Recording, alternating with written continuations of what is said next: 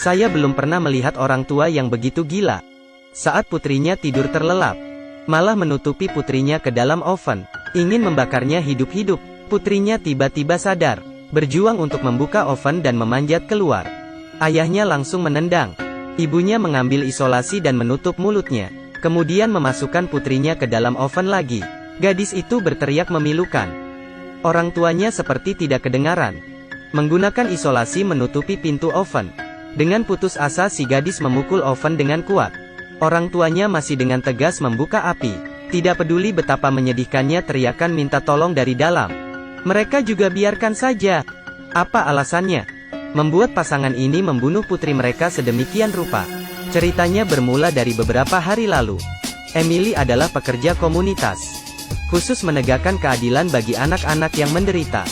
Kesibukannya membuat dirinya tidak memiliki waktu untuk pacaran. Hari itu saat mau pulang kerja, atasannya memberinya sebuah kasus ke-39. Emily datang ke rumah keluarga ini untuk menyelidiki. Menemukan keluarga ini sangat aneh.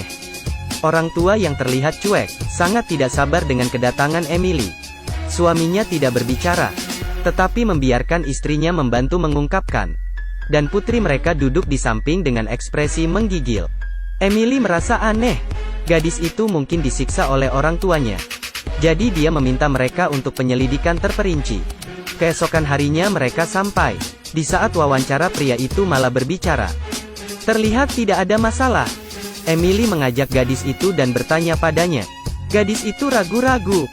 Dengan ketakutan dia berkata, "Mereka benci padaku dan ingin memasukkanku ke penjara." Emily buru-buru melapor pada bosnya. Tetapi bos mengatakan bahwa tidak ada bukti nyata, hanya bisa membiarkan mereka pulang. Emily hanya bisa memberikan kartu namanya pada gadis itu, agar dia meneleponnya jika terjadi sesuatu. Suatu malam, gadis itu menelepon dan meminta bantuan. Emily segera menelepon polisi, kemudian menyetir ke sana. Di sisi lain, gadis itu dimasukkan ke dalam oven oleh orang tuanya. Di saat si gadis hampir mati, untung saja Emily tiba bersama tim kepolisian. Gadis itu terselamatkan. Orang tuanya dikirim ke rumah sakit jiwa. Emily menjenguk gadis itu di rumah sakit, berencana mengatur keluarga angkat untuk si gadis. Gadis itu memintanya untuk menerima dan menjaganya. Emily adalah orang yang baik hati. Dia memenangkan hak asuh sementara gadis itu, sehingga dia membawa gadis itu pulang. Gadis ini polos dan pintar. Emily sangat senang hidup bersamanya. Tetapi apakah gadis itu benar-benar tidak berbahaya seperti yang terlihat? Seorang anak lelaki datang ke komunitas hari ini. Orang tua anak lelaki ini sering bertengkar, menyebabkan hatinya sangat terluka. Wanita itu terus melihatnya. Akhirnya keesokan hari, terjadi kasus tragedis. Di saat orang tuanya tidur, anak lelaki itu membunuh orang tuanya dengan cara yang sangat kejam. Namun, hal ini tidak sesederhana yang terlihat. Polisi mengatakan pada Emily bahwa gadis itu menelepon anak laki-laki itu pada malam sebelum kejadian.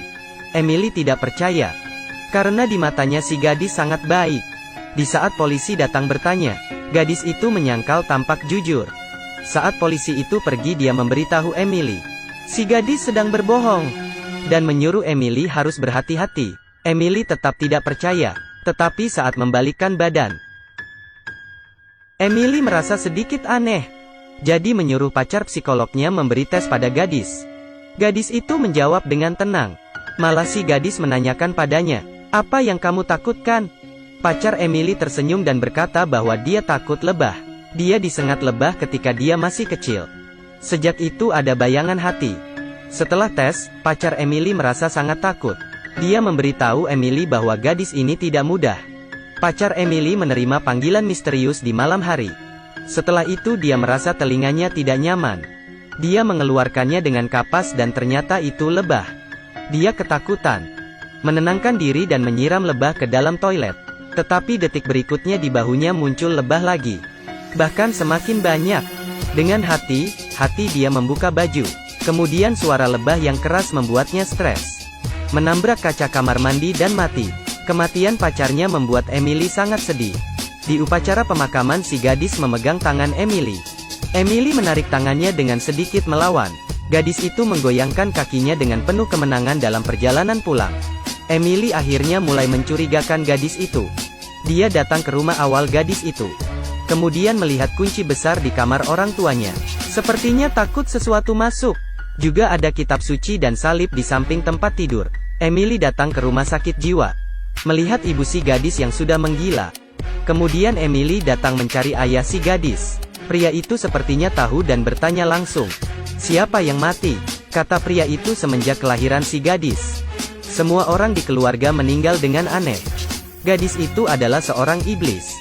Dia ingin memonopoli segalanya. Dia harus mati agar semuanya selesai. Tidak lama sesudah Emily pergi, pria itu menjadi gila dan menikam seorang pasien. Ditembak mati di tempat.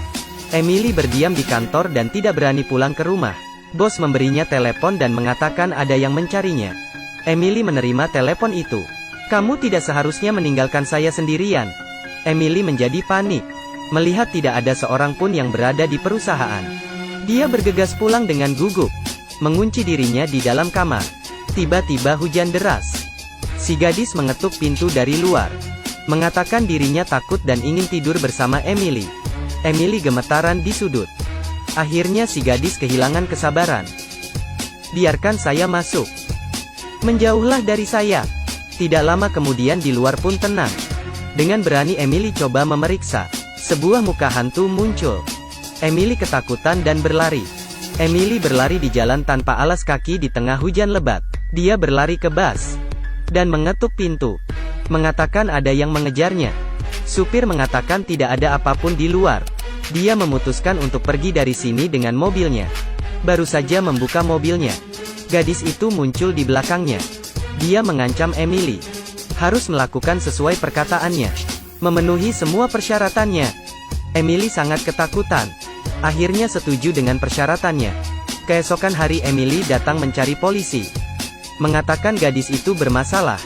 Polisi berjanji akan memeriksa setelah pulang kerja. Saat di garasi bawah tanah, dia dipantau oleh seekor anjing ganas. Dia mengambil senapan dan masuk ke dalam mobil.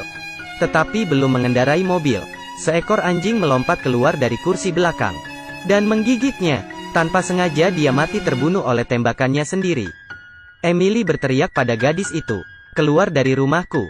Tiba-tiba gadis itu berubah mukanya. "Jangan berteriak padaku." Emily ketakutan dan bersembunyi di kamar. Gadis itu meminta maaf dengan lembut di luar. Kemudian menabrak pintu dengan kuat. Pintu itu pun jadi rusak. Emily bersembunyi di bawah kasur. Gadis itu masuk. Dia menusukkan obeng ke lantai dengan kuat. Berbaring di lantai dengan senyum manis. Kemudian merangkak menuju Emily dengan postur yang aneh. "Apa maumu?" "Saya ingin kamu mencintai saya." Emily berpura-pura setuju dan menenangkan si gadis. Malam hari, dia diam-diam memasukkan obat tidur ke dalam teh gadis itu. Di saat gadis tertidur lelap, dia mengunci pintu dan menuangkan bensin. Kemudian membakar rumahnya. Dia pikir sudah menyelesaikan iblis ini. Malah terlihat si gadis tanpa luka berdiri di luar. Emily hanya bisa membawanya ke hotel. Ternyata si gadis sudah tahu rencana Emily. Di perjalanan si gadis itu mengatakan rahasia terdalam di hati Emily. Ketika masih kecil ibunya mengalami kecelakaan mobil. Tetapi untungnya Emily hidup. Dia menjadi ibunya sendiri dalam ilusi. Kelihatannya sudah hampir menabrak truk dengan laju. Emily berusaha untuk tenang. Kemudian mobil melewati truk. Dia tahu dirinya sudah berhasil. Si gadis menggunakan ketakutan hati manusia untuk menyakiti orang itu. Ini berlaku untuk lebah pada pacarnya dan anjing pada polisi itu. Jika dapat mengatasi rasa takut di hati, dia tidak dapat berbuat apa-apa. Melihat gadis malang ini, Emily menginjak pedal gas, kemudian mengarahkan mobil ke dalam sungai. Akhirnya gadis itu menunjukkan penampilan iblisnya, berjuang mati-matian di dalam air. Emily menekan iblis ke dalam air dengan kuat, kemudian mengunci pintu mobil dan berenang ke atas, menyaksikan iblis tenggelam di dasar laut. Akhirnya Emily pun tenang. Sebenarnya gadis hanya merindukan orang tuanya untuk menyayanginya. Hanya saja hasrat batin gadis itu diperbesar dalam film. Jika memberinya cinta yang tulus, dia mungkin juga gadis yang baik. Film hari ini berakhir di sini. Saya adalah Seng Tu. Kita ketemu di episode berikutnya.